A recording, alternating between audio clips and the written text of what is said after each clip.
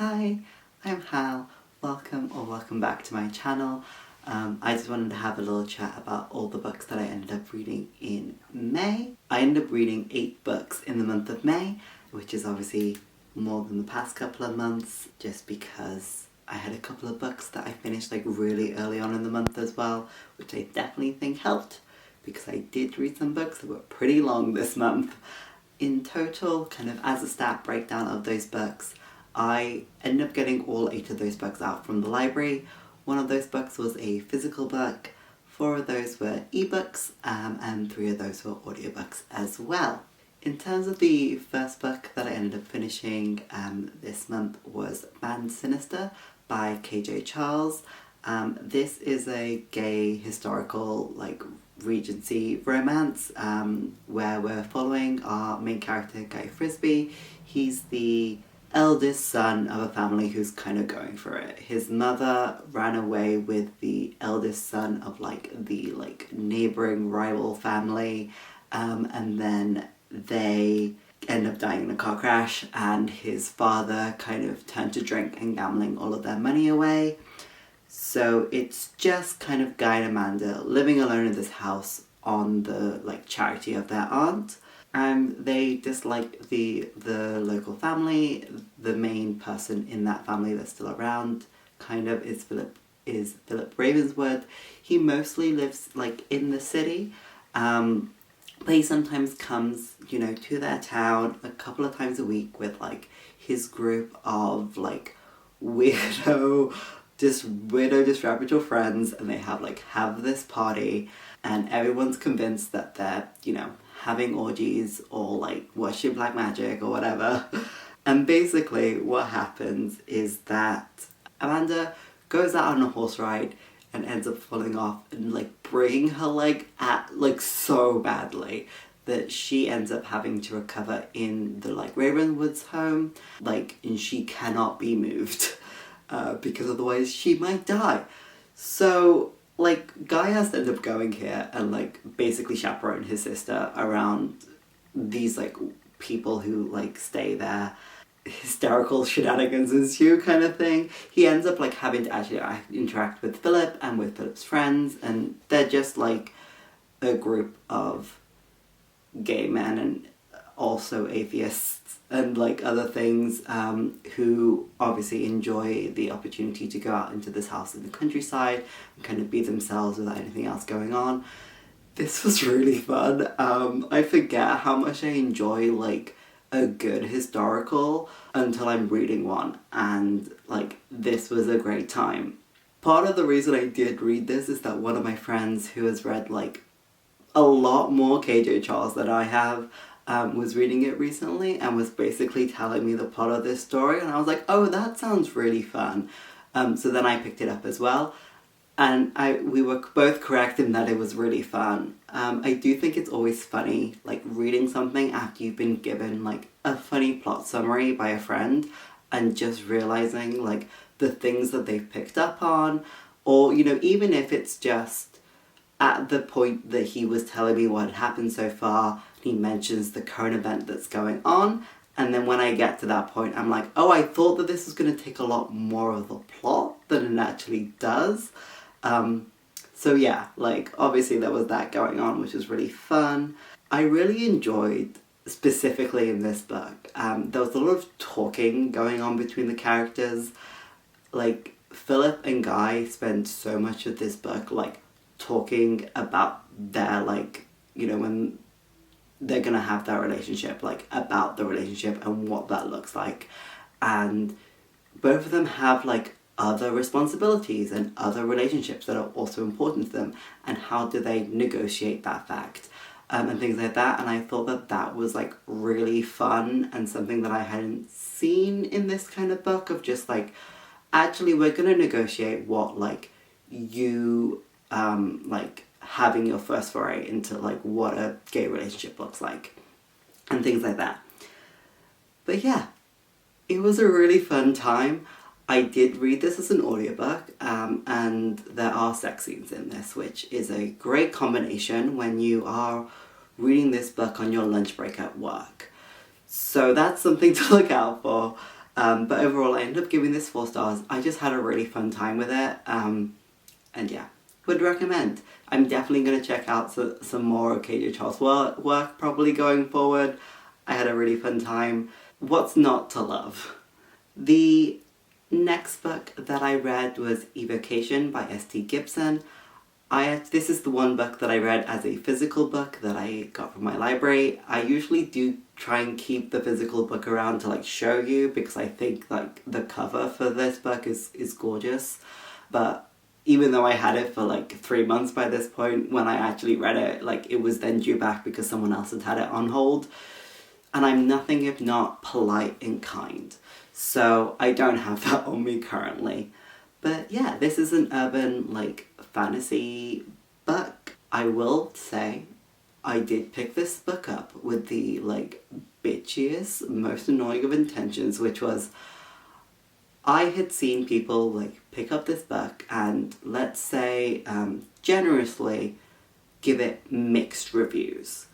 And have problems with this book. So I, and also one of my friends, had previously read a different book by S.D. Gibson and not had the best of times. And I was just like, oh, this is fun. I can get this from my library. I can read it. I can like be a bit of a bitch about it. I ended up really enjoying this book. I thought it was a great time. We are following our main character, David, Aristakov. I don't know, big long Russian name, who is like a medium. He can, you know, channel spirits and also like a fancy lawyer. And at the beginning of the book, he becomes possessed by something that he's not really planning to be possessed by. And that slowly gets worse, and he has to reach out to his ex-boyfriend, Reese, and his ex-boyfriend's new wife, Moira, to try and get some help in kind of what's going on. Maybe investigate the like old family story that one of his ancestors made a deal with the devil to get superhuman charisma. Maybe that's linked to this whole thing. But obviously, one of the problems is that he had an incredibly messy breakup with Reese after a toxic relationship. And the first time that he met Moira, he kind of insinuated that she had brought an evil spirit into their home. So, like, the vibes are complicated. So, as you can imagine, this book is partially, you know, the plot and investigating what's kind of going on with David, and also these people getting closer and forming or reforming or kind of growing in their relationships. And like a lot of the criticism was that at a certain point in this book, the plot kind of stops and then it just starts being about like the relationships and the romance. We're doing like a polyamory V thing. Don't worry about it. And like, you're not wrong, but that's kind of the point of the book, and I really enjoyed that. I thought that everything that was there in terms of the relationships was really interesting and kind of juicy, and I really enjoyed it.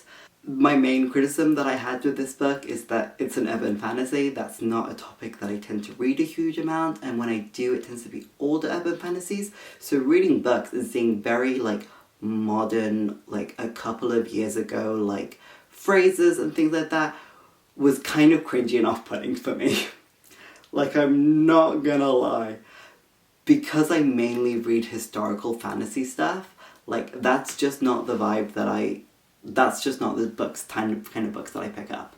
But otherwise, yeah, like I really enjoyed this book. I definitely want to continue this series and continue with it. I had a great time.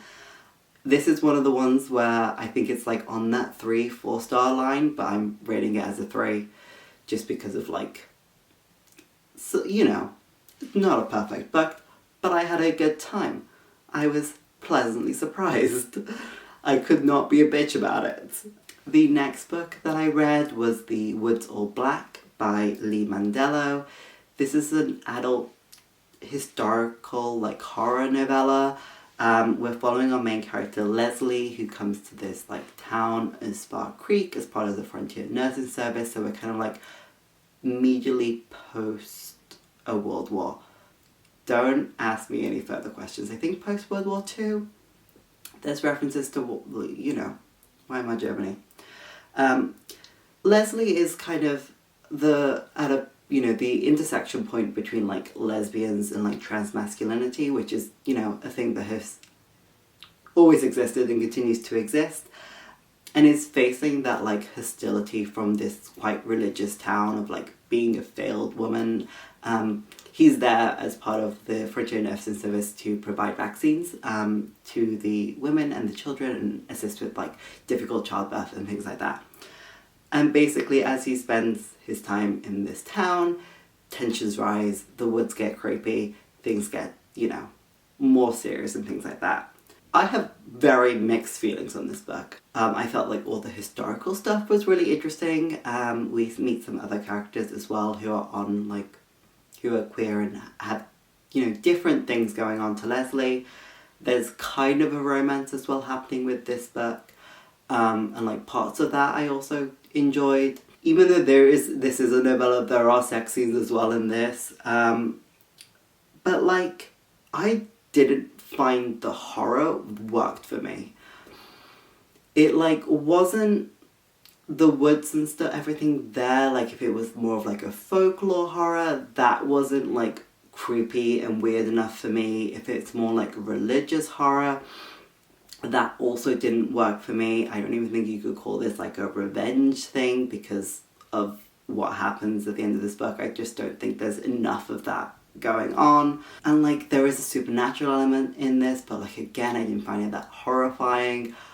I feel like it fundamentally failed in its job about being like a horror novella. Everything, like, I felt like it was written well and things like that. I just feel like in the thing that it's trying to do, which is being horrifying because it's a horror novella, it just failed for me completely. So yeah, I'm giving this 2 stars because it was just kind of okay, and the fact that it's not working for me as a horror novella is such a stumbling block, even though there were parts of this book that I did like and enjoy. The next book that I read was Shoestring Theory by Mariana Costa. This is an absolutely insane setup for a book. This is a gay fantasy romance book. Our main character, Cyril, was like the court magician for a royal family. He was brought up around like the prince Euphrates and the princess Tigris, and basically when we first meet him, it's like in the kind of future basically.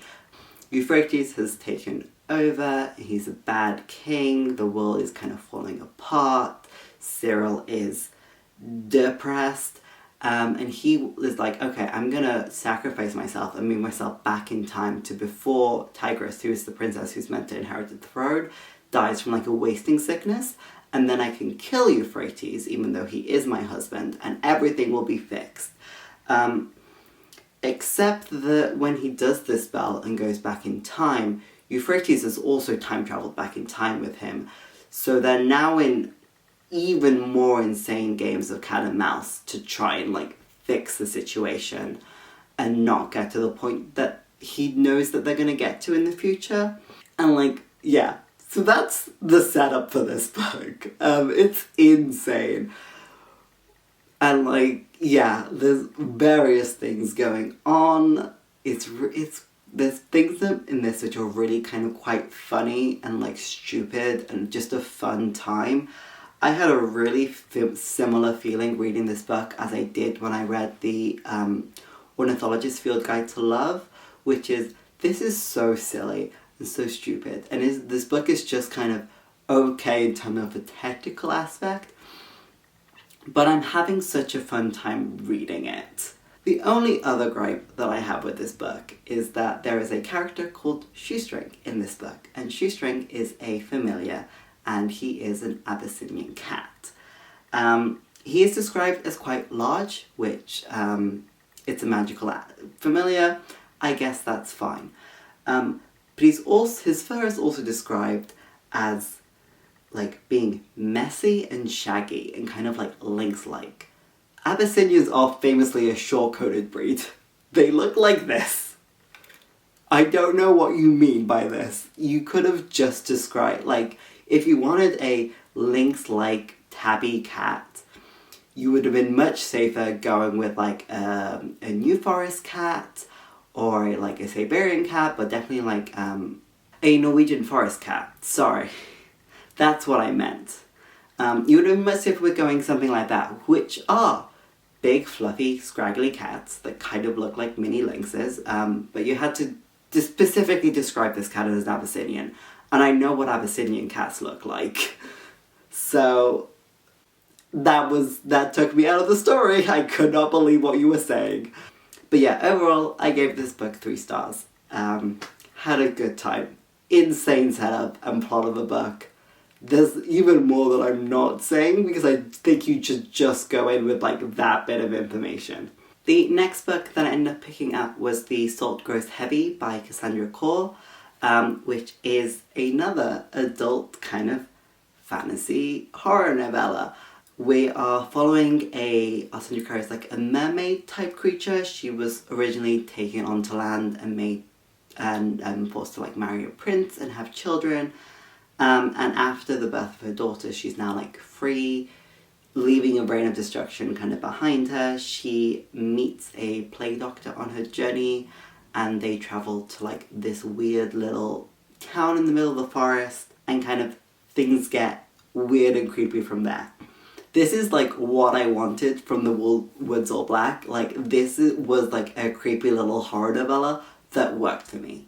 There is like, it's so creepy. There's so much body horror going on. Complimentary. It's great. There is a little bit of a love story. I like this one as well. It was a lot of yearning, a lot of, talking, one might say. I really like this. I really like the writing style. I do have a bit of an issue when like there's like mermaid stories and we're like tying everything back to like The Little Mermaid as someone who was obsessed with The Little Mermaid film growing up. But like overall, I had a great time with this. This is like, if you want like something that I thought was actually creepy and horrifying and gross, complimentary, check it out. I ended up giving this 4 stars, as I do with most of the little novellas that I really enjoy. The next book that I ended up reading was Phoenix Extravagant by Yoon-Ha Lee. This is like a fantasy book. I think I've seen it described as dystopian as well on Storygraph. I believe we are taking inspiration from like the occupation of Korea, just by how some of the countries that are described in this place are called. We're following our main character, Guy and Jebby, who they just want to paint. They're trying to go for a job in the Ministry of Art so they have a stable income, and instead they end up being recruited by the Ministry of Armor to basically work for them and paint sigils so that this like mechanical dragon can like follow orders for the occupying kind of government that has taken over in the country. Things kind of unravel from there in terms of, rebellions and things like that. I have previously read the 9 Fox Gambit series by Yoon-Ha Lee, and I really, really loved that.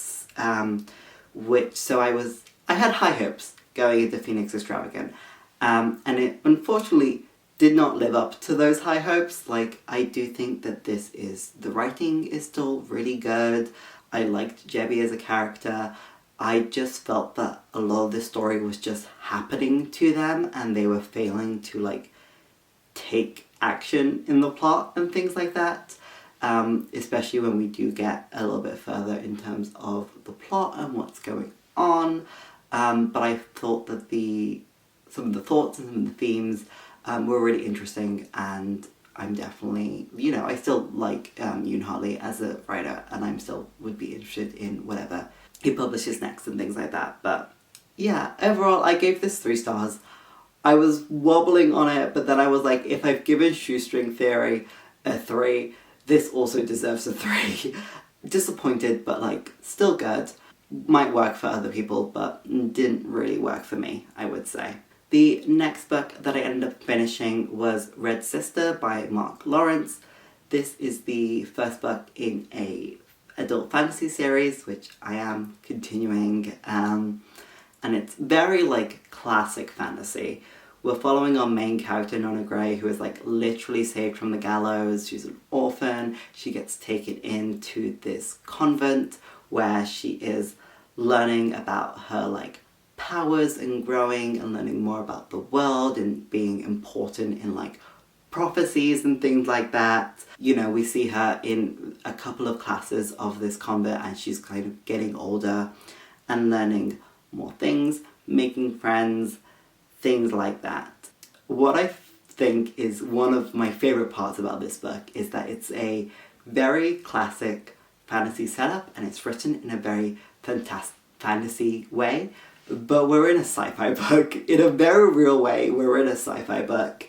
The people who are living on this planet, the population, they have explicitly come to this planet from another world in spaceships.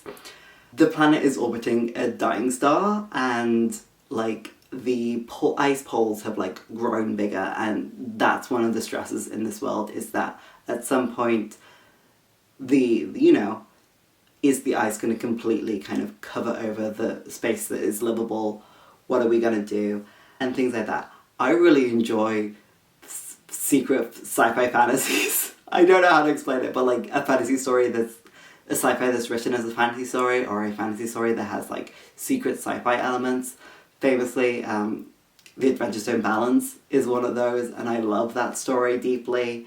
And yeah, we have this like idea of like a prophecy. Nona is like, she's not the chosen one, but she is still important in this prophecy. She's kind of like a second in command, she's a shield. And basically we have this idea of like the 4 original races that came to this planet. They all had like abilities. They've all like now mixed, but you still get people who are showing abilities based off of these like 4 original races. You have the Gerent, who are really tall and strong. You can be Hunska, so you're really fast, but like in a very like Quicksilver, again, sci-fi way. You have Quantals, who are able to interact with like the magic of the world, see the path and like manipulate threads, or Margil, who can do like more elemental magic and work with shadows and things like that. But yeah, like I had such a fun time. It's really straightforward. We are very much like in the like magical academy thing. There's like one excursion outside of the school, like things are happening. There's a bit of politics as well going on, but I was having a great time.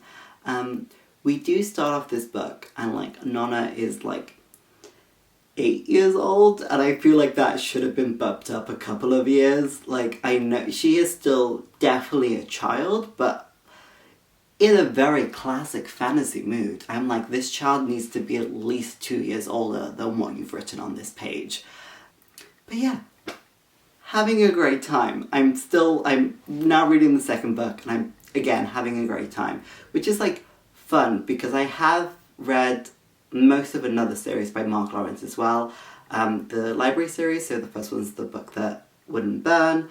I've not read the final book in that series yet because I'm waiting for it to come into my library. And I like those like well enough. I could tell that Mark Lawrence is a competent and good writer. It just didn't really like connect with me. I still don't super care about the characters and kind of what's going on. I think the themes that he's playing with are really interesting.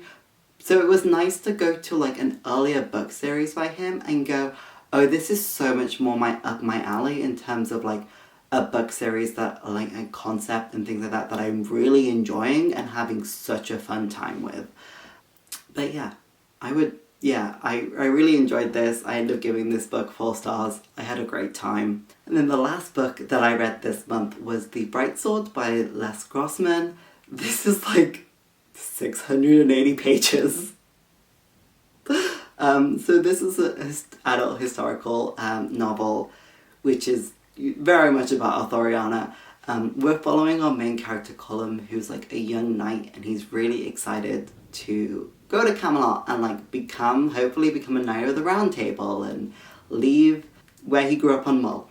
And he gets to Camelot, and he finds out that King Arthur's dead, and the table has basically fallen apart, and the only people who are left are kind of the misfits and losers. And the story kind of continues from there. We are both getting like the plot of this story, which I think is really good and interesting, but also at certain points we're also getting the backstory for some of the knights that are still in the round table and learning a little bit more about them, and things like that. This is so much fun.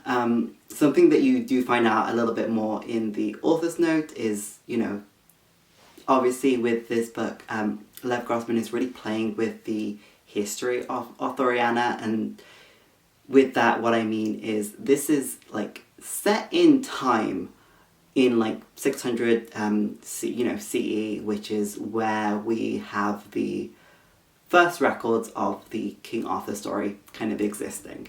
But we do still have all of the elements that are kind of quite traditional to us as a King Arthur story, which is all of the stuff that was added more in the medieval period, with knights in full plate armor and jousting and things like that. So we're still playing with that, and we have other like little elements or references in this book which are ahistorical and not accurate, but you can tell that that's happening from, you know, both a place of this author knows a lot about what he's talking about, and also a place of love for the source material and how, you know, that kind of plays. I think it's one of those things where you can do things that are historical, and if you have fun with it, and you can still do things that aren't historically accurate, but are still in line with the vibe of whatever thing that you're doing, as well as at the same time you can do things that are not historically accurate, but it's not actually reflective of the thing that you're adapting, if that makes sense.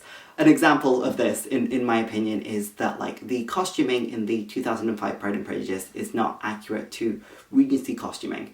And that is because of a bad reason. That is because the director explicitly is like, Regency costuming is bad, which is an incorrect take to have. But I think that the costume designers worked within those limits and made costumes that made sense in that world and still give the right vibe and are, you know, reflective of the story that we're trying to tell. So like that's what I would say is like, obviously the costuming elements in Pride and Prejudice 2005 are ahistorical, but I think that they still work in the concept of the story. But yeah, I think there is a difference between something being like ahistorical but still working within the concept and the message that the story is trying to tell, with whoever is taking inspiration from that historical kind of story or time period, and they're playing within that time period and doing things that maybe are, you know, not historical, but they're having fun with it, versus they're playing around and they're adding things that aren't historical within the piece, because they fundamentally don't care about the time period that they're adapting and why things were done in a certain way and things like that. So I personally think that this is an example where it's done well, and Lev Grossman is having a fun time with it. I will say, I am not the biggest Arthuriana nerd. This is not something that, you know, I enjoy. I grew up in the UK. I did have a book about King Arthur when I was growing up, and I did read it a lot. But I you know, I have friends who are much more into Arthuriana than I am, so like, I cannot comment on that, but I had a good time. And yeah, it's, especially the end of it, I just really enjoyed like how much you could tell that this author cared about the material that he was working with, and how much he also cared and understood like stories about like loss and change and what like England is as a country and how that's complicated without it being like a nationalistic statement, and how all of the history that kind of is part of Arthurian legend leads into that because of, you know, it being this story that originated in like 600 CE and before the, you know, the conquering and the colonization by Anglo-Saxons and things like that. I had a great time. I think I've ended up giving this 4 stars. It was great. Would recommend. Even though it is long, I didn't feel like it was a slog or anything to get through. It had some really interesting characters as well, which I thought were done really well. And yeah, that's everything that I read In terms of what I'm currently reading, I am obviously continuing the Book of the Ancestors series, so I'm reading the sequel to Red Sister, which is Grey Sister. I'm also reading Vita Nostra as well and having a good time with that. I do actually have like an upcoming TBR kind of thing because I maybe Girl Boss Too Close to the Sun, by which I mean use my library with Wild Abandon and had a bunch of books come in at the same time. So I have And He Shall Appear on my Libby, which is probably the next book that I'm going to read so that I finish it before it's due back. And then as well I have The Monster by Seth Dickinson, which I need to read because that's on hold for another patron as well, which is the sequel to The Traitor, sometimes called The Traitor Bureau Current, which I read I think last year or maybe the year before, which I'm really excited about. I also then have The Secret History by Donna Tartt and The Tainted Cup by Robert Jackson Bennett as well out from the library, which are going to be a little bit higher up my list because I live in fear of someone asking for those and I've not finished it, kind of thing. But yeah, that's everything that I read this past month. Overall, I would say that I had a good time. They're all good books, nothing that like really blew me away, but mostly I had a good time. And I hope that you have also been reading some interesting books, having a nice little month. Bye bye!